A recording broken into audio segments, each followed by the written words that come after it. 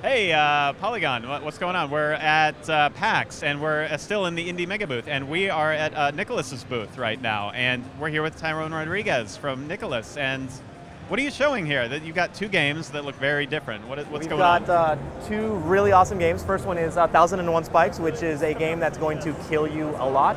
You start off with 1001 lives, and you go through various levels that are excruciatingly difficult. It's like a classic old school platformer. We've got the original developer on hand. This one's coming to Wii U 3DS, and we are probably going to be announcing other platforms in the very near future. For this one, it's Hachibitsu. It's Samu Osada. He's a good friend of us. He's a good friend of Studio Pixel, who you know we've worked with for Cave Story. Yeah. So it has a similar sensibility and that kind of look of the old Famicom era. Okay, yeah, that's what I was getting at. The Cave Story pedigree going on. But then also, what do you have over here? This is a very different looking game, the fighting game. Fighting game. Yeah. The name of the game is Yatagaras right now. We're still coming up with the final English name. Okay. But the team responsible for this is a three-man team that used to work at SNK. Yeah. And they worked on a little game called King of Fighters 98 through 2002, which everybody knows are the good ones. Yes, okay. And so it's just a one-on-one fighting game, 2D, but is there anything about it that's, any hooks that we should know about, anything that's going to separate it from maybe a King of Fighters, or is it very much in that vein of traditional 2D fighting game?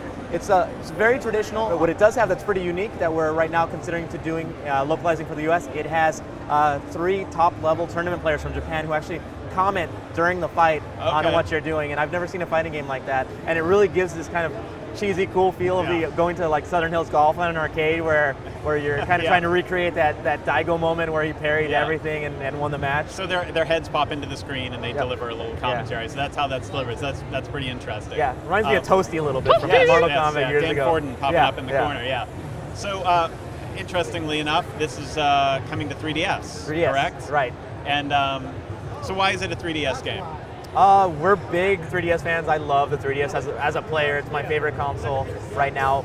But it's a pretty solid platform for fighting games. Not necessarily competitive, because a lot of the competitive players like playing on joysticks, and they're very specific about what they want. However, you've got Street Fighter 4, you've got Tekken, you've got Dead or Alive, Blaze Blue. There's just a lot of fighting games. And given that this is actually a 4-button game where you have 2 punch buttons, 2 kick buttons, and the parries are actually buttons, the setup is perfect for the 3DS. Okay, but right now, playing it on a PC, is that correct? Correct. We're playing it on a PC because we can put it on a big screen, get more people to play together. So there is that possibility maybe in the future of a PC release, perhaps?